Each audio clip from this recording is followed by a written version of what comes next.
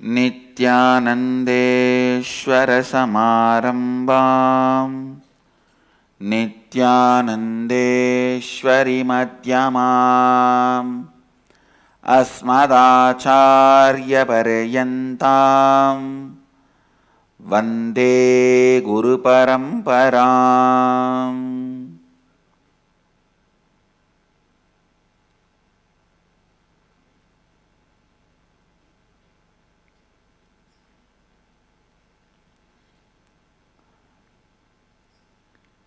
I welcome all of you with my love and respects. I welcome all the devotees, disciples, Samajis, Satsangis, Sri Mahants, Mahants, Tanidars, Kotaris, visitors, viewers, everyone sitting with us through Nityananda TV, Sadhana TV, and two-way video conferencing, having Nayana Diksha.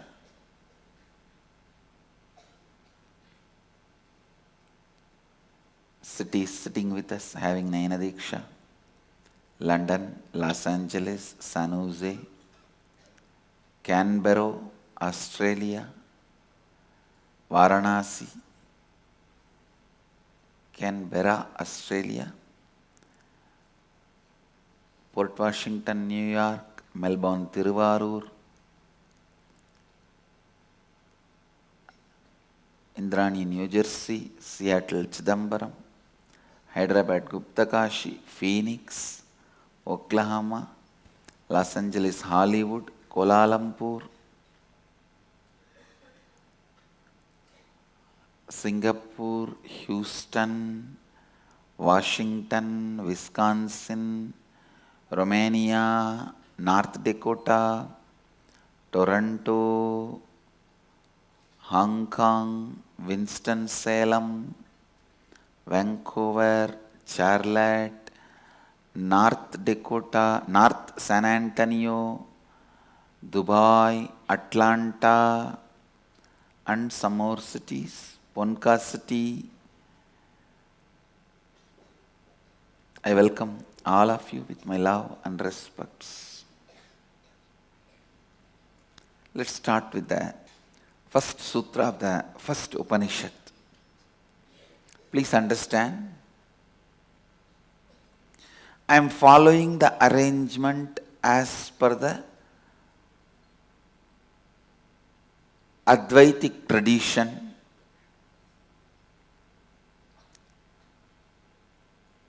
Actually, Eeshaavaasyamidham Upanishad is part of the Yajurveda, not Rigveda. But all Advaitic tradition masters commented on Eeshaavasya first. The arrangement is very unique. Isha Kena Kata Prasna Mundaga Mandukya Aitareya Taitriya. This was the set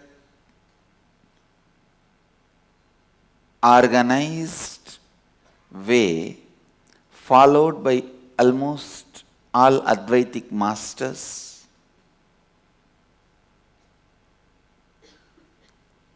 But originally in the Vedas itself, they are not organized in this way.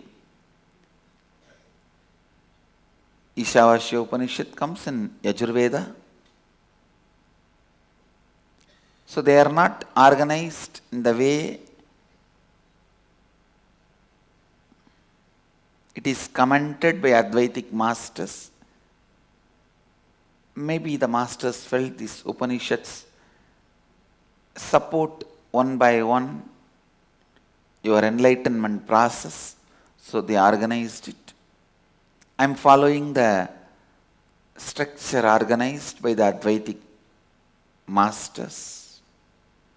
The first sutra, please listen, let's repeat. Isha Vasyamidham Sarvam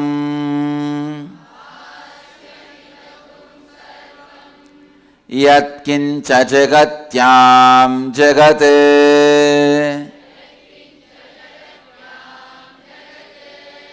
Thena Thyakthena Bhunjeethaa Makrita Kasyasviddhanam.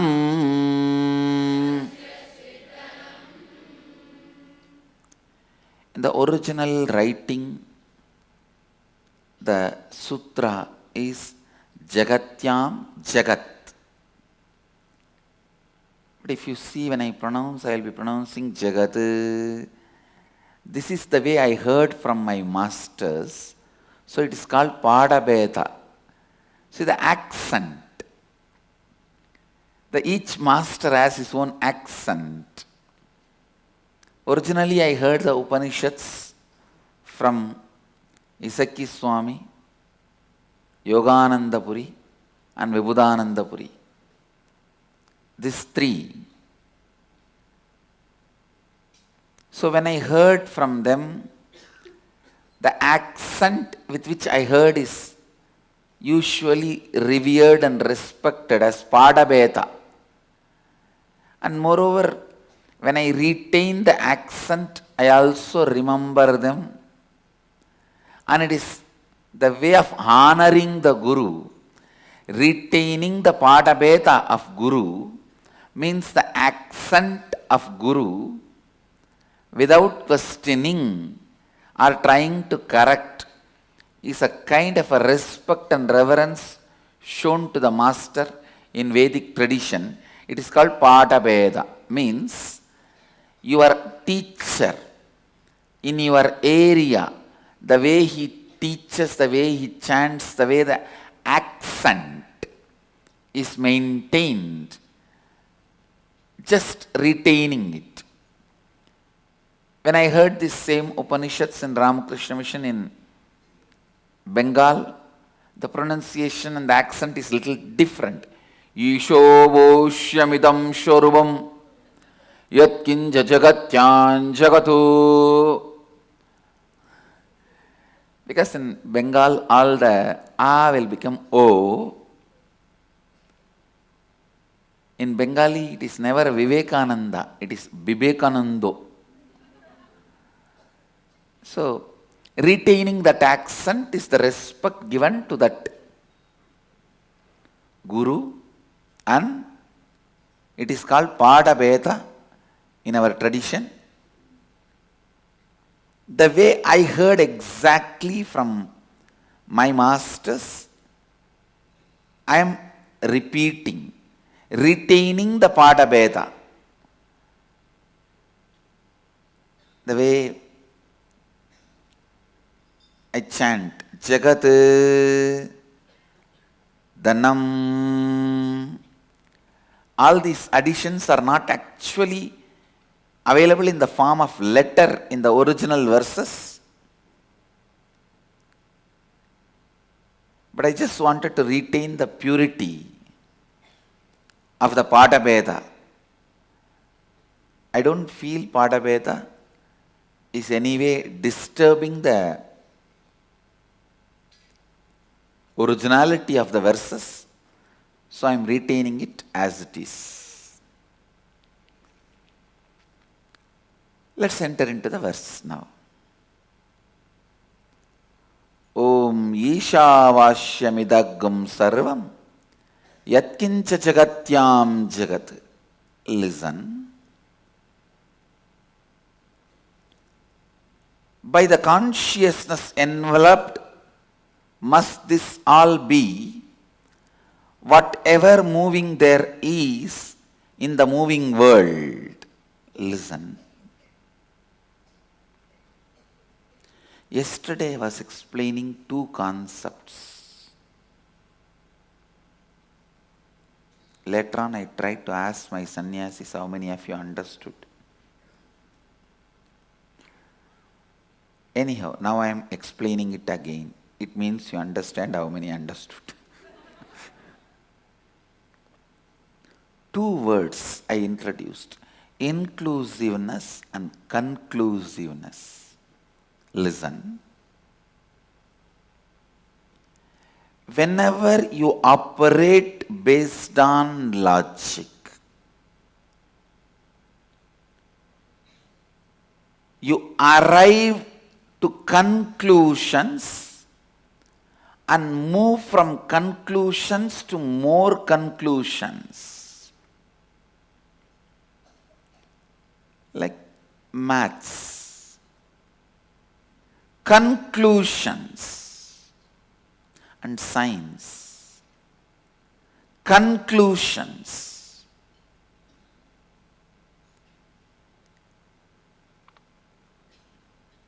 Your logic, thinking, one of the important component of your life,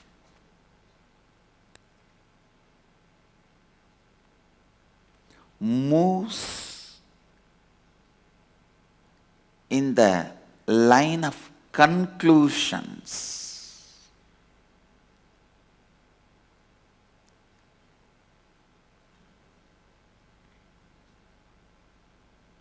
It doesn't care about anything else. It doesn't care about anything else.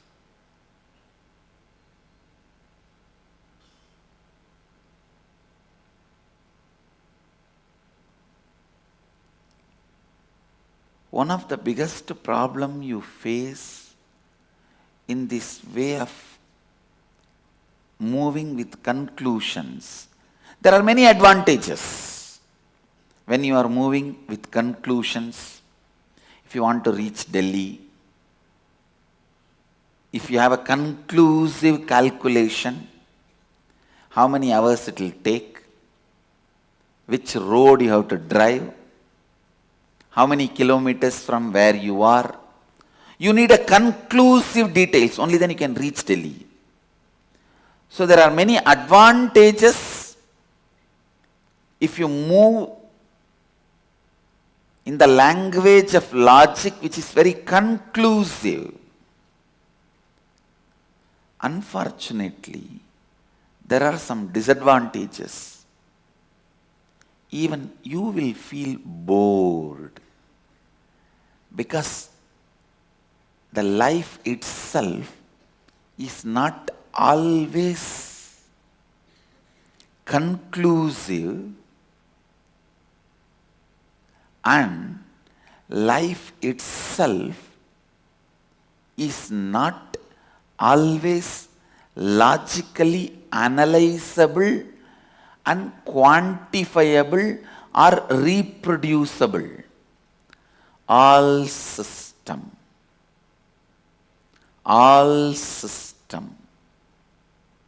which tries to analyze, quantifies, replicates, reproduces, have their own disadvantages and restrictions.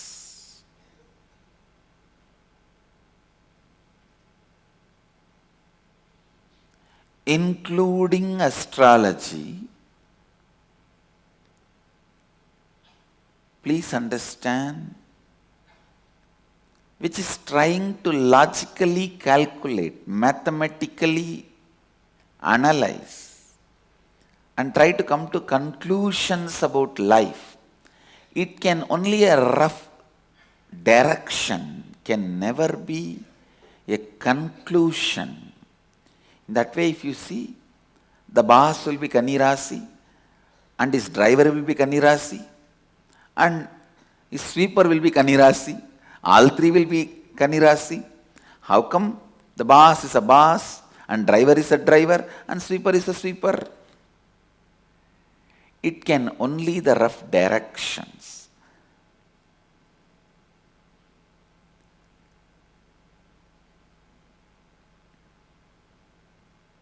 As per my horoscope,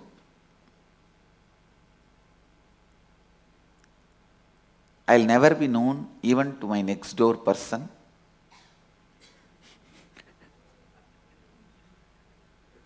No, really, I'll never be known even to my next door person.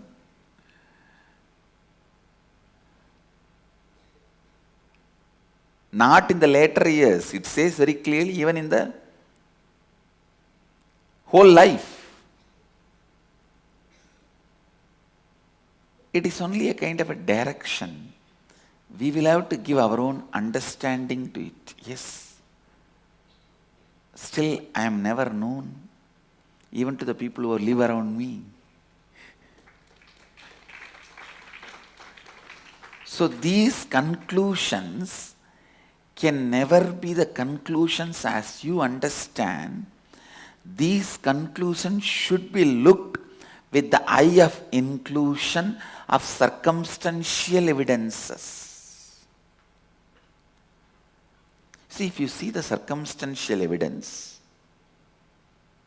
this conclusion, I will never be known by anybody, cannot be the conclusion as you understand.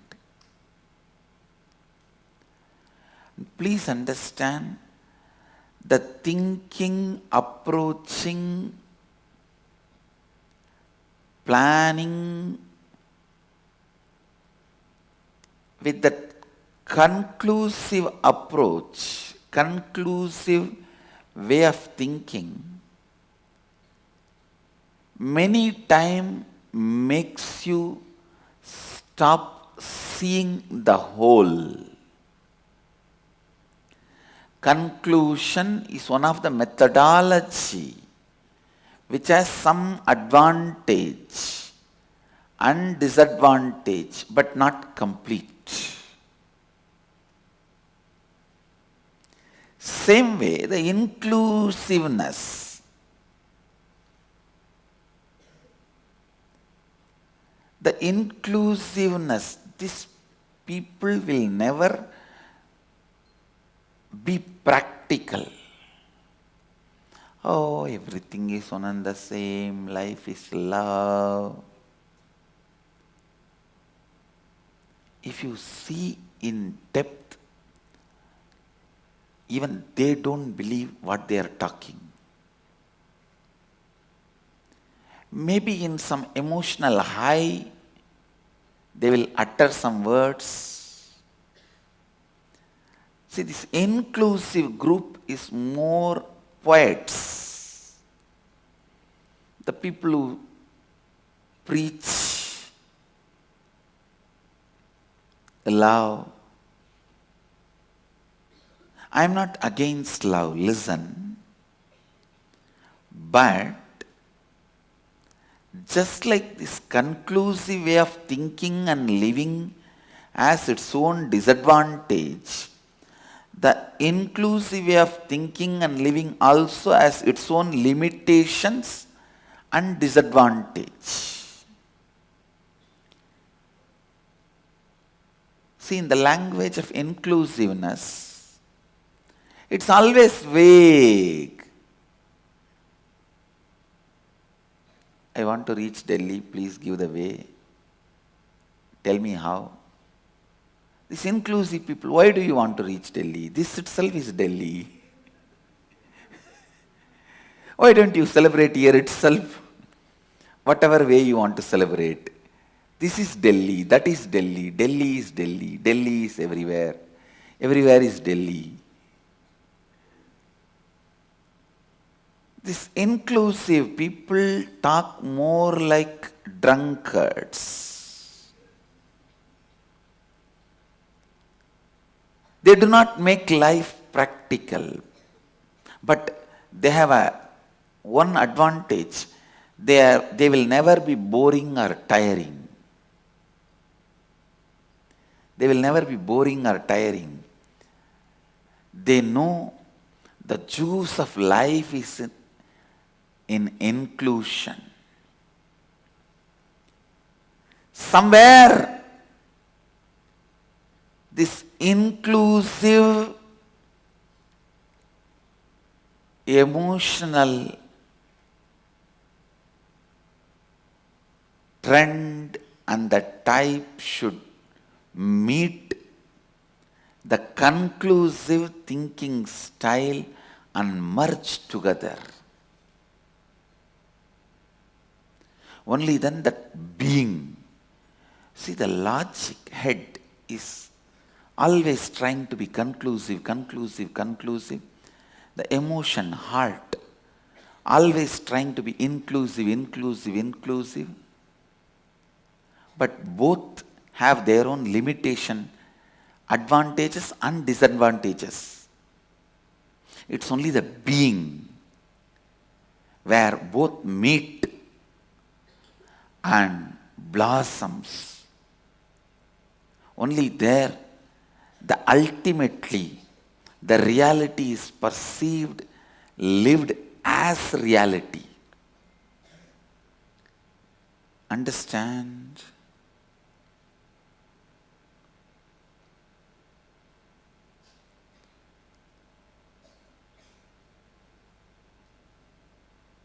I have a story. Drunk man is stopped by the police around midnight, 12 o'clock, and is asked where he is going at this time of night. The man replies, I am going to attend a lecture on alcohol abuse and ill effects of alcohol on my health. Officer, wow, really? That sounds interesting. Who is giving that lecture at this time of night? The man replies, my wife.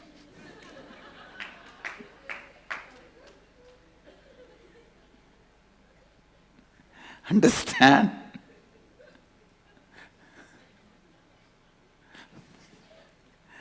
The joke seems to be very inclusive and conclusive.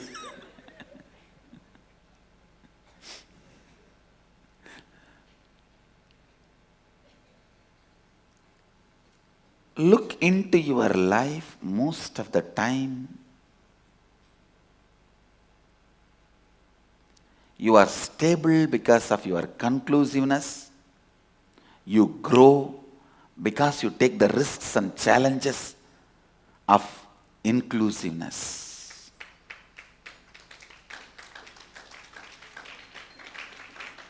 But somehow we will have to meet both and complete both, bring both to completion. See, a man who wants to be conclusive in his life will be very stable. He will get married, have a house, get a job in a Fortune 500 company, have a car, and he will know how to drive from house to office. Very stable life. Conclusive. But no growth.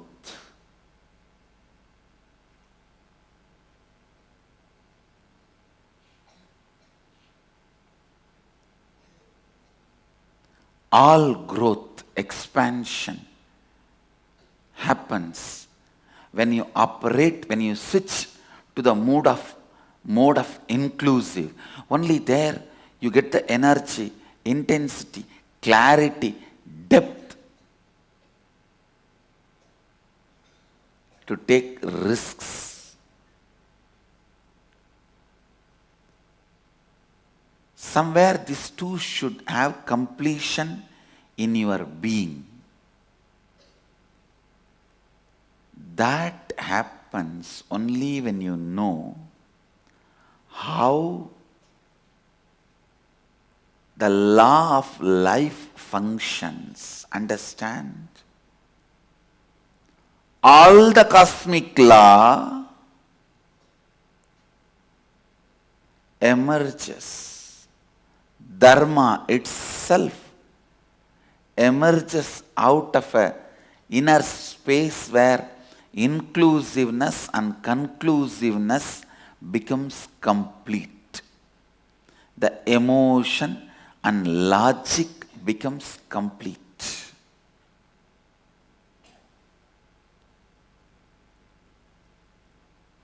To run a family, you need inclusiveness. To run the office, you need to be conclusive. To run your life, you need to be inclusively conclusive.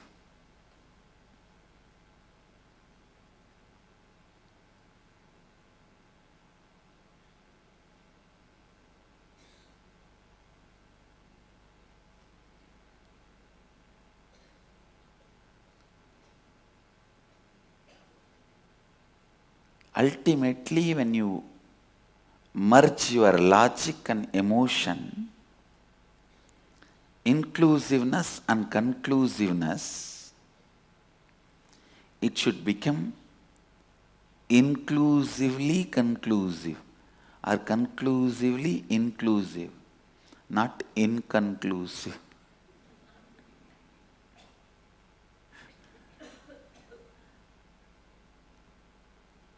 Listen.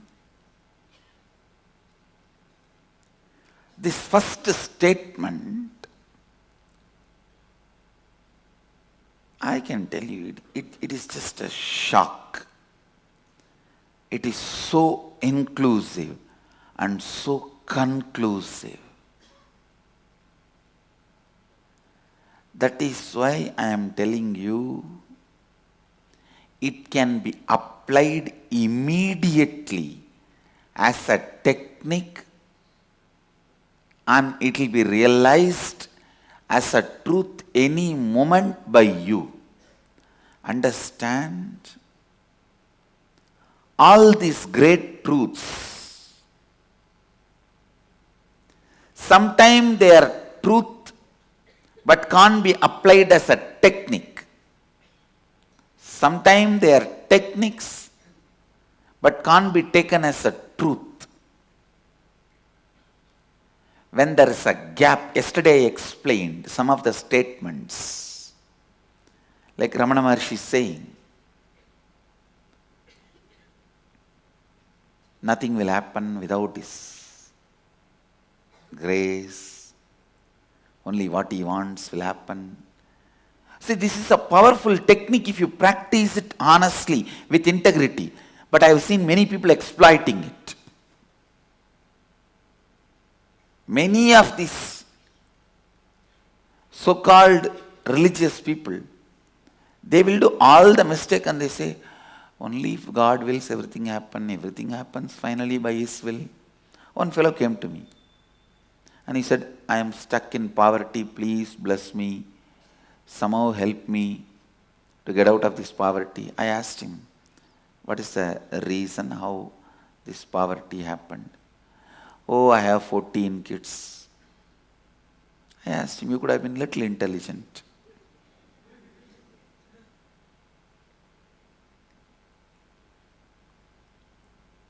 He says, what can I do? God gave.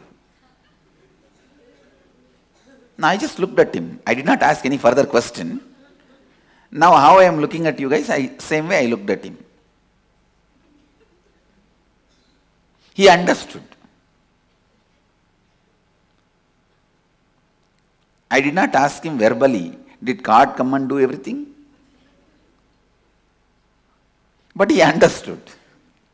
See, this word can be a powerful technique if you use it honestly, but it is not truth. How the word exactly uttered by Ramana Maharshi is misused. That is why I am saying there are some things which our masters said, sacred secrets, they are techniques, not truths. So this word of Ramana Maharshi, everything happens only by God's will, is an amazing technique. If you just use that in your cognition, you will just settle down into the depth of your being. So much of inner healing will happen. You may suddenly wake up to the truth. The truth will be, you will know very clearly where your will is interfering and distorting God's will, how you can let God's will prevail without you willing to will against the God's will. You will be awakened to the truth if you practice that technique sincerely. But that statement itself is not truth. You can see how this guy with 14 kids manipulating the same statement.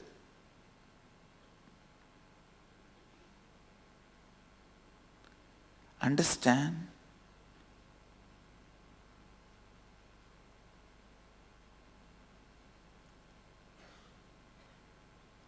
Same way, the statement, we are beyond suffering, pain, no suffering can happen to us, no pain can touch us. It's the truth, but it cannot be a technique immediately for you to practice.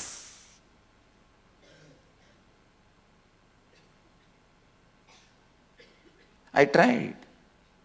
The moment I heard this truth, we are beyond suffering, pain, I just ran and took the knife and cut my thigh and saw whether we have pain or not. It's a truth, but not technique.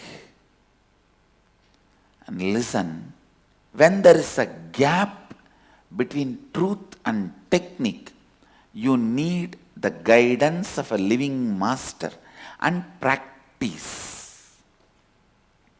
See, when I heard we are beyond suffering and pain, actually the truth meant the soul, consciousness, what we are originally, not what I think as me. The truth is what we are originally is beyond suffering and pain, but I tried it on what I think as me, body. The truth related to soul, consciousness, I tried to test it on my body, thinking this is me. Listen. So there are many statements, truth, but not technique. There are many truths which can't be applied as technique. There are many techniques which can't be taken as truths. Here I am telling you this statement. With all my integrity and authenticity, I am telling you this statement, Eeshaavaasyamidham Sarvam, Yathkincha Jagathyaam Jagath, is a truth and technique. It's a truth and technique. You can start practicing now. You can live this as a truth now. You don't need any master. You don't need any practice. You don't need any preparation. See, when the truth is separate and technique is separate, people are confused, it takes time, they lose faith. It is like a truth is jnana yoga, Advaita jnana anubhuti. Everything is one. That oneness is the truth. So for you to achieve that, the technique is either karma yoga, work selflessly, or raja yoga, do all the spiritual practices, or bhakti yoga, do celebrate the feeling connection with the divine. So different paths. When the truth and technique is separated, the space for confusion grows and the space of the gray area becomes more. When there is more gray area, more possibility for exploitation. More possibility for pseudo-gurus. People ask me, why there are so many pseudo-gurus in Hinduism? I tell them, Hinduism is the only tradition which is foolproof. No pseudo-guru can exploit it. In that case, no guru can exploit it.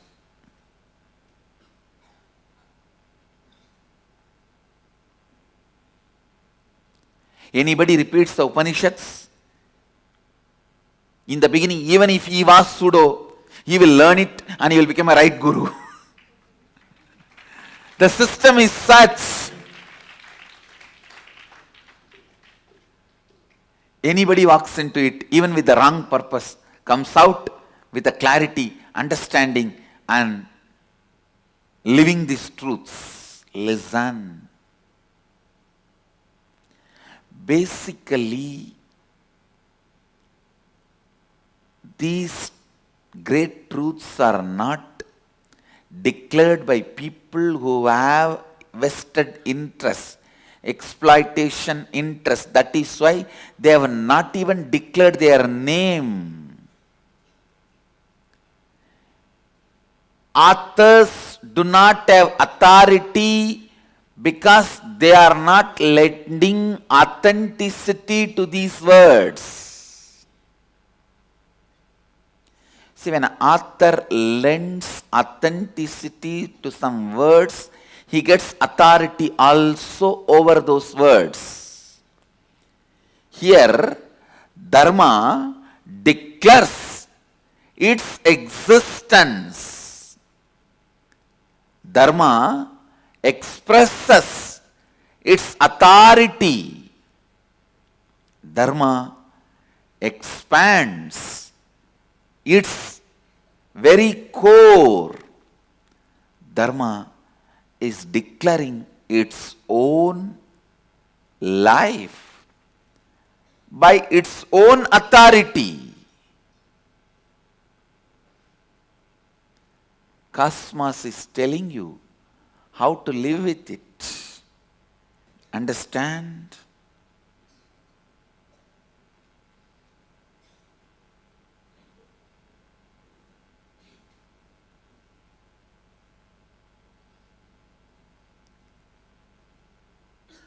Cosmos is telling you how to live with it,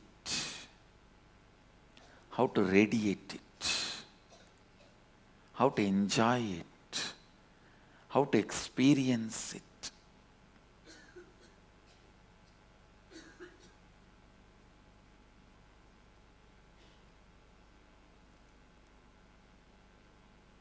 When there is no gap between truth and technique, you don't need any guide, guru, middleman. You just need a guru to tell, no need for any guru, that's all.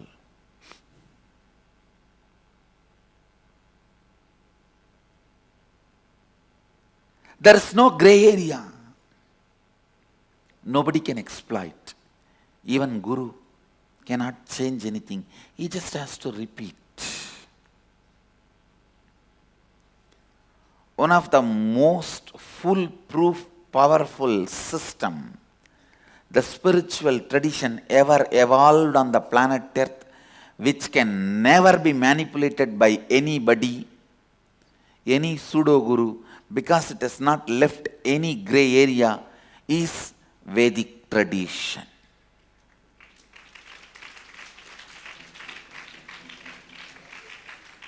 Here there is no gray area, nothing to manipulate. Only with the gray area comes the possibility for manipulation. Eeshaavaasyamidham Sarvam Yathkincha Jagathyaam Jagath.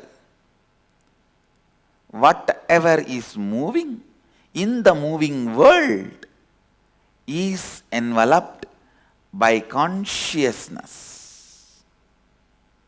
I should use the word filled. When enveloped is an incomplete word. Filled.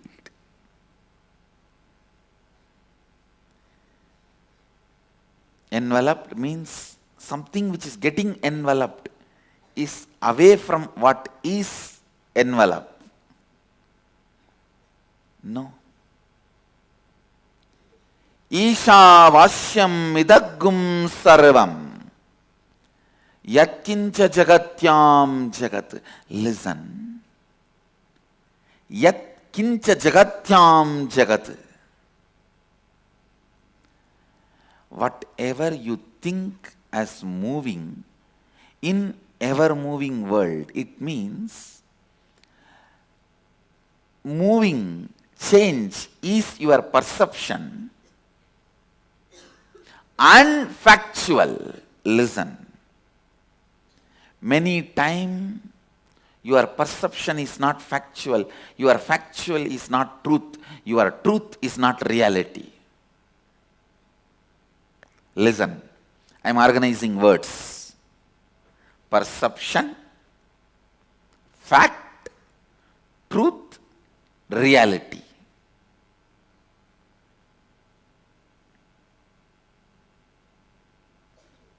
Perception.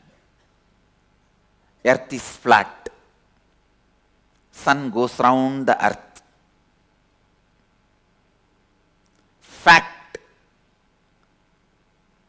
Earth is round. Earth only is going around the sun. Truth. Listen.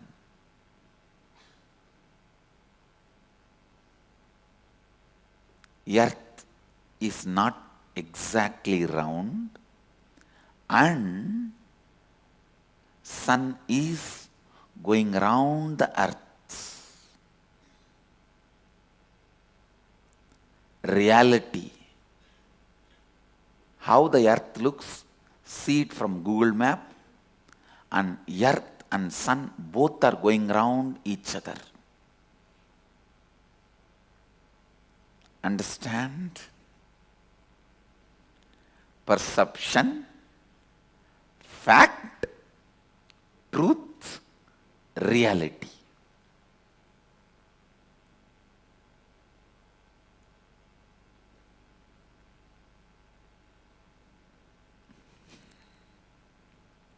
I know lot of explanation and understanding is required. Perception. Earth is flat because that much only you can perceive. And sun is going around the earth because you see sun one side in the morning and the other side in the evening, and he has literally gone round. Then comes truth. Sorry, fact. Fact is earth is not flat, it's round. And sun is not going around the earth. Earth is only going around the sun. Means little expanded perception. The perception, when it goes little more than your perceived time and space. See, the fact, when it is added for 365 days and few thousand miles, listen, perception is because you can see only few kilometers and few hours. When you can see few thousand kilometers and few thousand hours, it evolves to fact. Perception evolves to fact. And when you can see few million miles and few million years,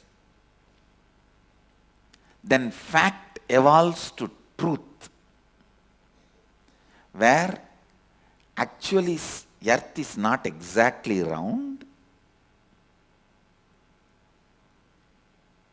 and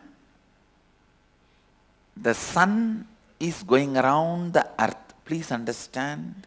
This you need to understand. I'll explain. See, the fruit in my right hand, consider this as a sun. Fruit in the left hand is earth. This goes around this. Is what you consider as fact. But you need to know, this whole setup is going around something. So in that way, in few million years, the sun will go around the earth once.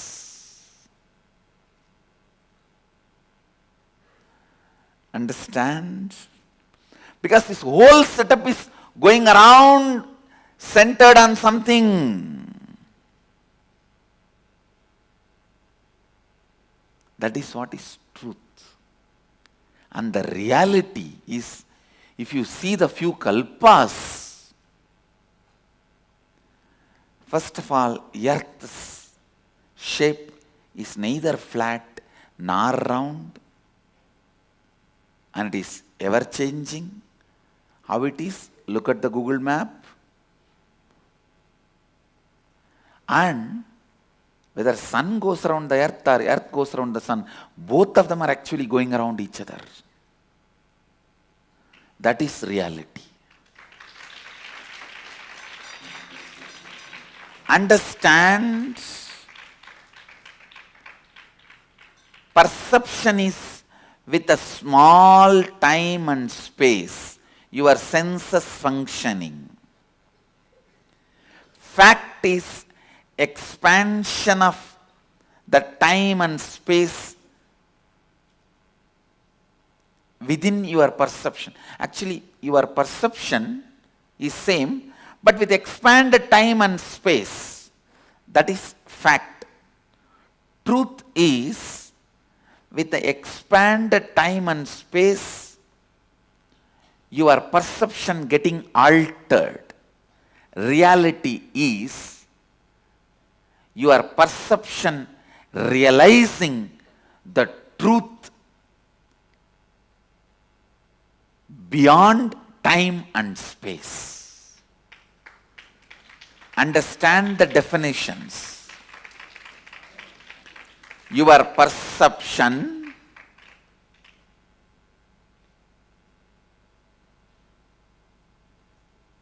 working within the limitations of time and space is perception. Your perception working beyond the limitations of time and space is fact. Time and space altering your perception is truth.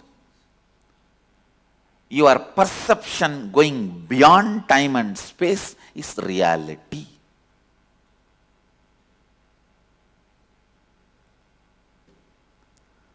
So this statement, Eeshaavaasyamidham Sarvam, Yathkincha Jagathyaam Jagath, it is truth. Not yet reality. Reality is next statement. Next statement is reality. This statement, Eeshaavaasyamidham Sarvam, Yathkincha Jagathyaam Jagath, it is neither perception nor fact. It is truth. Listen. Changing, the world is changing. Can be fact. And the change itself changes is the truth. Here, Upanishads are not declaring Eeshaavaasyamidham Sarvam Yathkincha Jagath. No. They are saying Jagathyaam Jagath.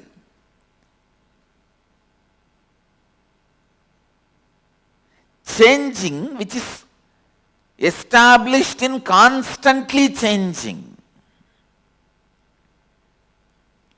It is like this fruit is moving. It is centered, established on the other fruit that is also moving.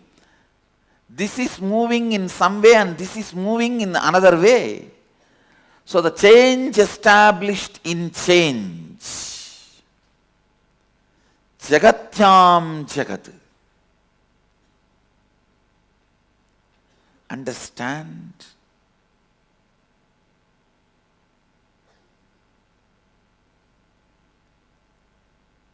Please listen to today's satsang at least 3-4 times. and you yourself define, you paraphrase it. What is perception? What is fact? What is truth? What is reality?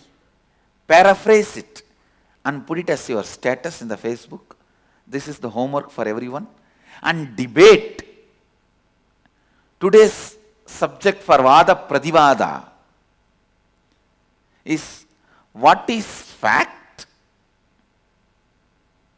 what is perception, what is fact, what is truth, what is reality. And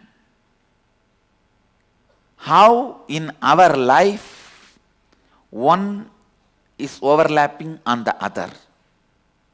Whatever you perceive as change is not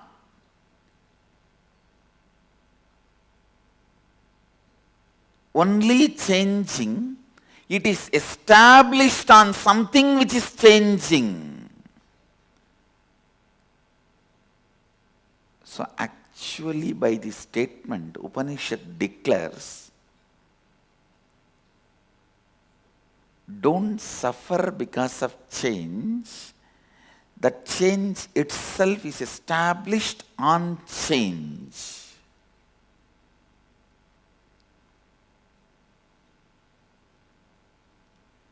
Do not have fear or greed because of change, because the change is established on change.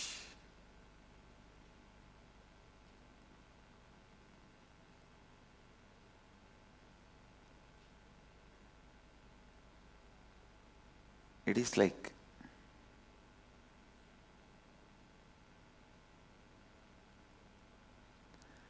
things are just moving constantly in front of your mouth, like grapes, fruits, sweets, ice cream, neem leaf, so many things. You just try to jump and catch that through your mouth. Sometimes if it is tasty, you celebrate life. If it is bitter, you say, "Rah, rah, rah." Whatever it is, whether it is tasty or bitter, don't worry because it is changing.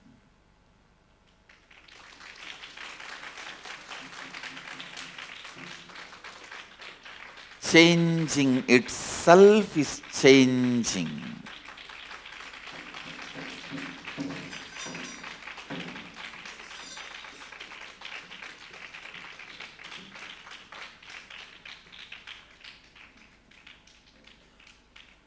Once more defining. Perception is your senses operating within the limits of time and space. Fact means your senses operating beyond the boundaries of time and space. Truth means your perception is transformed by the perceived because it is too huge. The time and space itself is transforming the way you perceive. Is truth. Reality means perception beyond the boundaries of perception and time and space.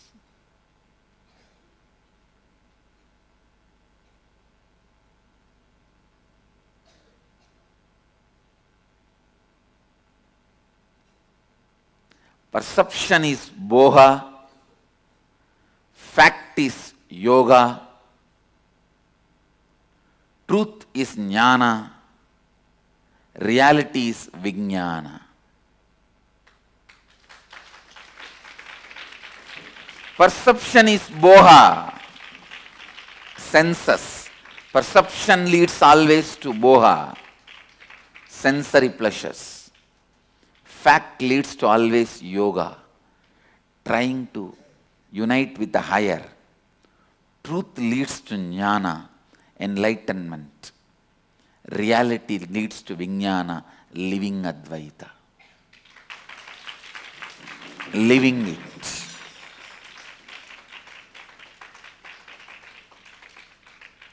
Celebrate Saraswati.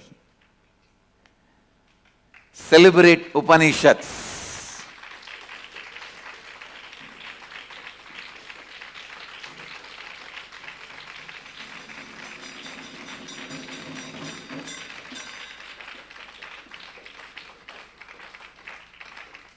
We will continue to celebrate Upanishads. Today, do this homework in the Facebook and continue with the debate. Vada Pradivada on these four: perception, fact, truth, reality. With this, I bless you all. Let you all radiate with integrity, authenticity, responsibility, enriching, causing, living Advaita, the eternal bliss, Nithyananda. Thank you.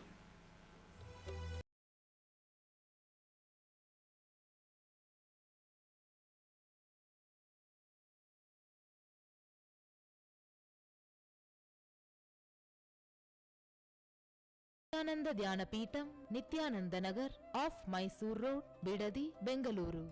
Phone 08027279999. www.nityananda.org. www.youtube.com/Life Bliss Foundation.